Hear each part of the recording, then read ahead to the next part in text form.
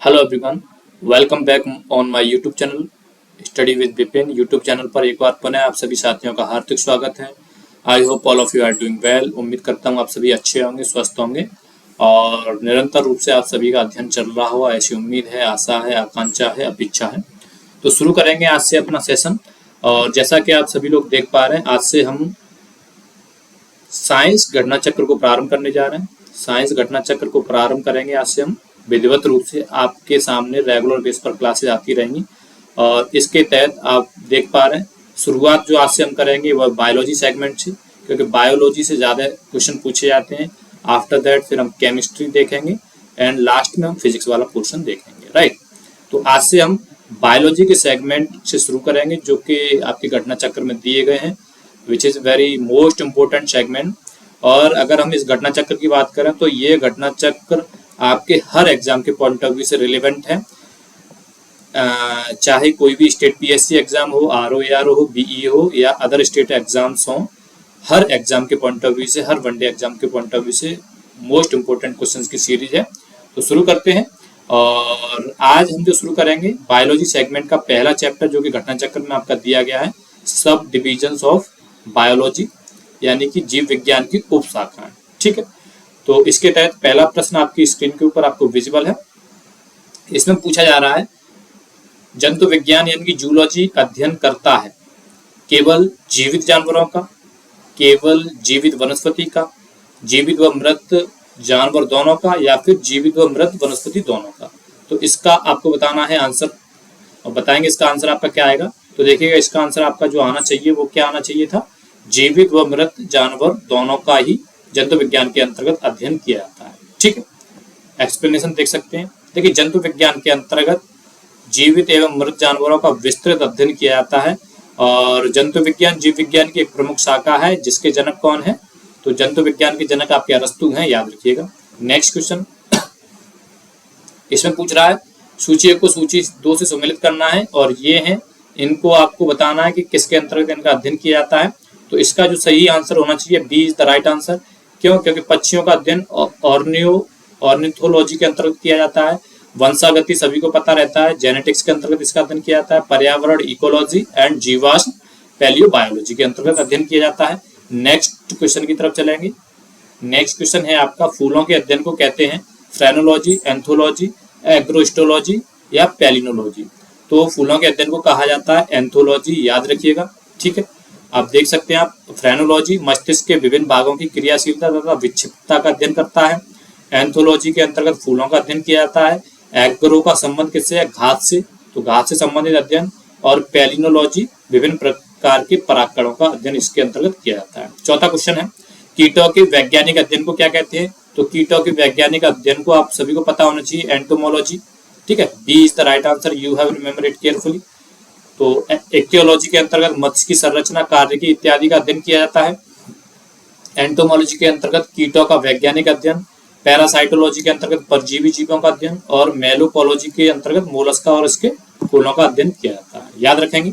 आगे बढ़ेंगे। Next question. Next question है फिफ्थ, निम्नलिखित में से कौन सा विषय जनसंख्या एवं मानव समुदायों के महत्वपूर्ण आंकड़ों के अध्ययन से संबंधित है।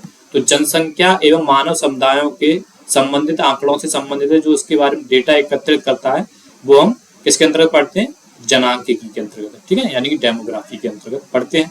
ठीक है, याद रखेंगे।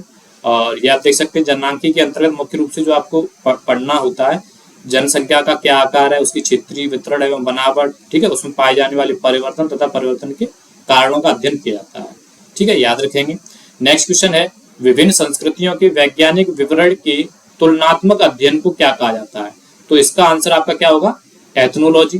ठीक है, यानी कि 6 का आंसर आपका क्या हो जाएगा, ethnology is the right answer, याद रखिएगा। तो एथनोलॉजी के अंतर्गत विभिन्न संस्कृतियों के वैज्ञानिक विवरणों का तुलनात्मक अध्ययन किया जाता है। एथनोग्राफी के अंतर्गत किसी विशिष्ट संस्कृति का अध्ययन किया जाता है। एथोलॉजी के अंतर्गत मानव सहित सभी जंतुओं के व्यवहार का अध्ययन किया जाता है। और एथिक्स के अंतर्गत नैतिक आचार तथा कर्तव्य का मनोवैज्ञानिक अध्ययन किया जाता है, याद रखिएगा। आगे बढ़ेंगे नेक्स्ट क्वेश्चन की तरफ। नेक्स्ट क्वेश्चन है,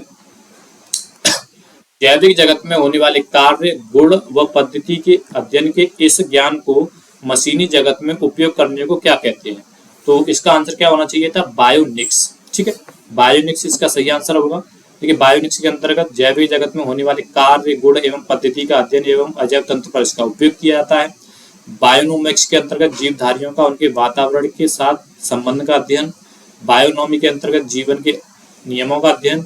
और बायोमेट्री तो सभी को पता है, बायोमेट्री पढ़ते आ रहे हैं, गणित से संबंधित है, गणित एवं सांख्यिकी की तकनीकों द्वारा जीव विज्ञान का अध्ययन। ठीक है, आगे बढ़ेंगे। नेक्स्ट क्वेश्चन, पैलियो वनस्पति के अंतर्गत अध्ययन करते हैं।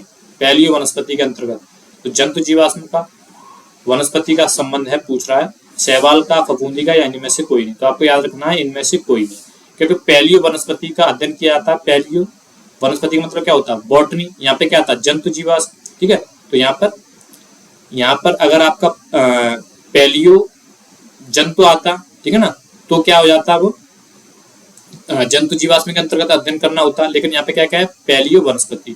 तो पैलियो वनस्पति का अध्ययन किसके अंतर्गत किया जाता है? पैलियो बॉटनी के अंतर्गत। ठीक है, याद रखेंगे। यानी कि पैलियो वनस्पति या पैलियो बॉटनी के अंतर्गत पादप जीवाश्मों का अध्ययन करते हैं, ना कि जंतु जीवाश्मों का। ठीक है, तो याद रखेंगे। और एक चीज और याद रखनी है, अगर आपसे पूछ लेगा कि भारतीय जीवाश्म वनस्पति विज्ञान का जनक, ठीक है, भारतीय जीवाश्म वनस्पति विज्ञान का जनक, तो वो कौन है? प्रोफेसर बीरबल साहनी। ठीक है, याद रखिएगा। नेक्स्ट क्वेश्चन है, रेशम कीट पालन को कहते हैं एपीकल्चर, हॉर्टिकल्चर, सेरिकल्चर या फिर फ्लोरिकल्चर। ये क्वेश्चन भी बहुत इजी है, सेरिकल्चर बच्चों वाला क्वेश्चन है। तो एपीकल्चर के अंतर्गत व्यापारिक स्तर पर शहद उत्पादन तथा फसलों में परागण हेतु मधुमक्खी पालन। हॉर्टिकल्चर पुष्प एवं फल देने वाले फूलों पौधों का अध्ययन। सेरिकल्चर के अंतर्गत कच्चे रेशम के उत्पादन हेतु रेशम कीट का पालन। फ्लोरिकल्चर के अंतर्गत सजावट के लिए काम आने वाले पुष्पों का अध्ययन किया जाता है। याद रखिएगा, मधुमक्खी का उपयोग किया जाता है सेरिकल्चर में, टिश्यू कल्चर में, एपीकल्चर में या फिर पिसिकल्चर में। यह भी वेरी इजी क्वेश्चन है, याद रखेंगे। और मधुमक्खी का उपयोग किया जाता है एपीकल्चर में। ठीक है, याद रखिएगा। और ये ऊपर डिस्क्रिप्शन किया जा चुका था अभी, देखिए एपीकल्चर के अंतर्गत, है ना। आगे बढ़ेंगे। निम्नलिखित में से कौन सा एक सही सुमेलित नहीं है? ये है खेती, ये खेती का नामकरण। तो इनमें से आपसे पूछ रहा है कि जो सही सुमेलित नहीं है, और सही सुमेलित जो नहीं है उसका आंसर आप लोग बताएंगे थ्रू द पोल। तो पोल नहीं है, सॉरी, आप क्या कर सकते, पॉज करके इसका आंसर दीजिएगा। ठीक है, तो इसमें सही सुमेलित नहीं था सब्जियों की खेती। ठीक है, सब्जियों की खेती आपका इसमें सही सुमेलित नहीं था, क्योंकि अगर हम बात करेंगे जो फूलों की खेती है वो फ्लोरिकल्चर के अंतर्गत आती है, फसलों की खेती एग्रोनॉमी के अंतर्गत आती है। ठीक है, और सब्जियों की खेती हॉर्टिकल्चर और फलों की खेती पोमोलॉजी के अंतर्गत। तो देखिएगा यहाँ पर आपको याद रखना था कि विकल्प सी के अंतर्गत सब्जियों की खेती के लिए जो नाम यूज किया जाता है वो हॉर्टिकल्चर किया गया है, जो इसकी वृहद श्रेणी की शब्दावली है। ठीक है, यानी कि यहाँ पर अगर केवल सब्जियों की खेती के अंतर्गत जो हम यूज करेंगे वो ओलेरीकल्चर यूज करेंगे। ठीक है, ओलेरीकल्चर यूज करेंगे।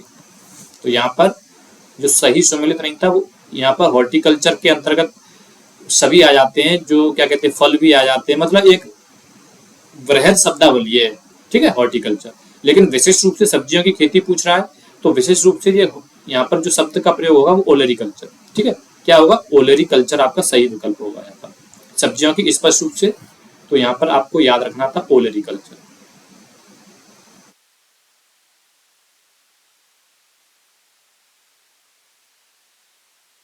ठीक है, चलिए आगे बढ़ेंगे नेक्स्ट क्वेश्चन की तरफ। यहाँ पे देख सकते हैं, बागवानी हॉर्टिकल्चर कृषि की एक विशेष प्रजाति है। इसके तहत फलों की कृषि की जाती है, सब्जियों की कृषि, मतलब हॉर्टिकल्चर के अंतर्गत आपके फल भी आ जाते हैं, सब्जियां भी आ जाते हैं, फूल भी आ जाते हैं। लेकिन स्पष्ट रूप से अगर पूछेगा इंडिविजुअली तो आपको याद रखना है। ठीक है, चलिए आगे बढ़ेंगे नेक्स्ट क्वेश्चन।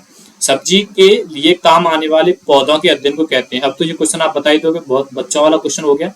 तो इसका आंसर अभी बताया था, डी ओलेरीकल्चर। निम्नलिखित युग्मों में से कौन सही सुमेलित नहीं है? तो इसमें आपका पिसिकल्चर, लाख का कीड़ा। पिसिकल्चर जो अध्ययन करता है वो किसका? ठीक है, तो ये आपके मछली पालन से संबंधित है, ये है आपके मत्स्य पालन से संबंधित। बाकी आपके सभी सही थे। और ये आएगा आपका मत्स्य पालन, पिसिकल्चर। बाकी आपके सभी सही हैं। एपीकल्चर सही था, सेरिकल्चर सही था, हॉर्टिकल्चर।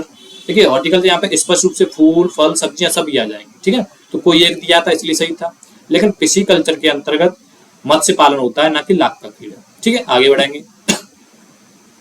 निम्नलिखित में से कौन सी जोड़ी सुमेलित है? इसमें पूछ रहा है कि कोई एक जोड़ी सुमेलित है, बाकी केवल एक जोड़ी सम्मिलित है, बाकी सभी गलत है। तो इसका सही आंसर आपको बताना था, और इसका सही आंसर क्या होगा आपका?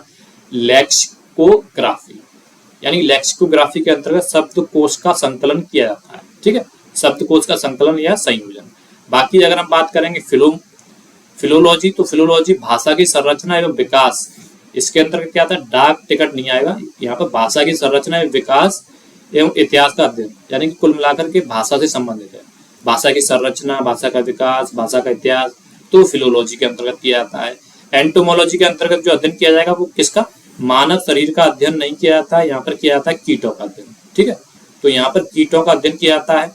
और आइकोनोग्राफी के अंतर्गत आपका प्रतिमाओं, चित्रकला का अध्ययन किया जाता है। तो यहाँ पर प्रतिमाएं हुई, चित्रकलाएं हुई, है ना, उनका अध्ययन इसके अंतर्गत किया जाता है। याद रखिएगा। आगे बढ़ेंगे नेक्स्ट क्वेश्चन की तरफ। नेक्स्ट क्वेश्चन है आपके सामने, ये सब दे रहा है, याद रखिएगा। लेक्सिकोग्राफी का संबंध है, अभी बताया था मैंने भाई, लेक्सिकोग्राफी तो शब्दकोश के संयोजन से, लेक्सिकोग्राफी का संबंध शब्दकोश के संयोजन से। विटिकल्चर, विटिकल्चर अंगूर, समझ सकते हो, विटिकल्चर के द्वारा निम्नलिखित में से कौन उत्पादित होता है? तो अंगूर। ठीक है, याद रखिएगा। कीट संवर्धन क्या है? तो कीट संवर्धन, और कीट संवर्धन का मतलब है कीटों की वृद्धि करने का विज्ञान, यानी संवर्धन इनरिचमेंट, इनरिचमेंट का मतलब क्या होता है? वृद्धि करना, है ना। तो कीटों की वृद्धि करने का विज्ञान। नेक्स्ट की तरफ चलेंगे, केंचुआ की वृद्धि करने का विज्ञान है, बता चुका हूं। वर्मी कल्चर में प्रयुक्त वर्म होता है, वर्मी कल्चर में प्रयुक्त टैप वर्म। ठीक है, वर्मी कल्चर में प्रयुक्त, वर्मी कल्चर, सॉरी यहाँ पे टैप अर्थवर्म होगा। ठीक है, तो वर्मी कल्चर में प्रयुक्त वर्म क्या होता है? अर्थवर्म, याद रखिएगा। ठीक है, कंपोस्ट या वर्मी कल्चर।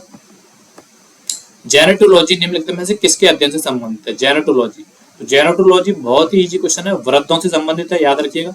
ठीक है, जेनेटोलॉजी जीव विज्ञान की एक उपशाखा है जिसका संबंध वृद्ध व्यक्तियों से है। ठीक है, क्या होता है इसके अंतर्गत? वृद्धावस्था में मांसपेशियां शिथिल हो जाती हैं तथा शरीर के अंग भी युवावस्था की तरह कार्य नहीं कर पाते हैं, है ना, याद रखेंगे। जेनेटिक्स में से किसका अध्ययन है? तो जेनेटिक्स तो भाई बता ही सकते हो, बहुत ही इजी है। आनुवांशिकता और विचरण से संबंधित जेनेटिक्स के अंतर्गत अध्ययन किया जाता है। आगे बढ़ेंगे। वृद्धावस्था एवं काल प्रभावन के विषय में ज्ञान प्राप्ति करने की विधा क्या कहलाती है? ऑन्कोलॉजी, जेनेटोलॉजी, टेनेटोलॉजी और ऑर्थोलॉजी। तो बी आंसर वृद्धावस्था से संबंधित, याद रखिएगा। ठीक है, ये इसमें दिया हुआ है, आप लोग याद रखेंगे। और बाकी इसकी पीडीएफ मैं अपने टेलीग्राम ग्रुप पर डाल दूंगा, जिसकी डिस्क्रिप्शन में मैं आपको लिंक दे दूंगा, वहां से आप डाउनलोड कर सकते हैं। नेक्स्ट, जीर्ण वृद्ध होने की प्रक्रिया के अध्ययन को कहते हैं जेनेटोलॉजी, एथनोलॉजी, एंथ्रोपोलॉजी और थैनेटोलॉजी। इसका बताइए आप लोग answer through the poll, sorry poll नहीं है, पोस्ट करके बताएंगे। तो जेनेटोलॉजी, ठीक है ना, वृद्ध होने की।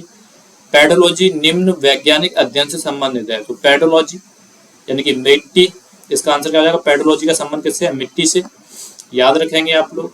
अस्थियों का अध्ययन विज्ञान की किस शाखा के अंतर्गत किया जाता है? तो अस्थियों का अध्ययन आपका विज्ञान की ऑस्टियोलॉजी शाखा के अंतर्गत किया जाता है। ठीक है, ऑस्टियोलॉजी अस्थियों या हड्डियों का अध्ययन, ऑरोलॉजी पर्वतों का अध्ययन, सेरोलॉजी रुधिर सीरम का वैज्ञानिक अध्ययन, और जियोलॉजी पृथ्वी की आंतरिक संरचना तथा उसमें पाए जाने वाले पदार्थों का अध्ययन। हड्डियों की पढ़ाई विज्ञान की किस शाखा के अंतर्गत आती है? तो हड्डियों की पढ़ाई विज्ञान की किस शाखा के अंतर्गत आती है? ऑस्टियोलॉजी, अभी बताया था मैंने। ठीक है, सर्पों के विषय में जानकारी प्राप्त करना कहलाता है। सर्पों के विषय में भाई आंसर सर्प में ही दे रहा था, सर्पेटोलॉजी, है ना। नेक्स्ट, सर्पेटोलॉजी के अंतर्गत। और इक्तियोलॉजी के अंतर्गत मछलियों का अध्ययन किया जाता है ना। और निथोलॉजी के अंतर्गत पक्षियों का अध्ययन किया जाता है। हर्पेटोलॉजी, सर्पेटोलॉजी के अंतर्गत सर्पों का, और हर्पेटोलॉजी के अंतर्गत उभयचरों तथा सरीसृपों का, याद रखिएगा।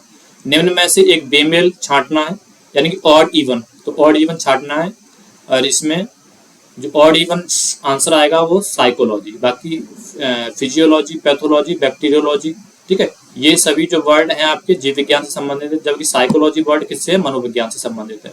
तो ये आपके मनोविज्ञान से संबंधित है, बाकी सभी आपके जीव विज्ञान से, इसलिए ये ऑड इवन है। आगे बढ़ेंगे।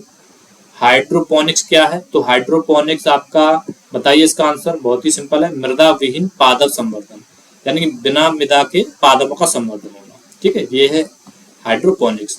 तो ये एक ऐसी प्रक्रिया है जिसमें खनिज पोषक तत्वों के विलयन के प्रयोग द्वारा जल में पौधों को उगाया जाता है, और यह पौधों को उगाने की एक ऐसी विधि है जिसमें भूमि में पौधे नहीं उगाए जा सकते। ठीक है, तो आज की अपनी प्रश्नों की श्रृंखला यही समाप्त होती है। पहला चैप्टर बायोलॉजी के घटना चक्र के तहत खत्म होता है।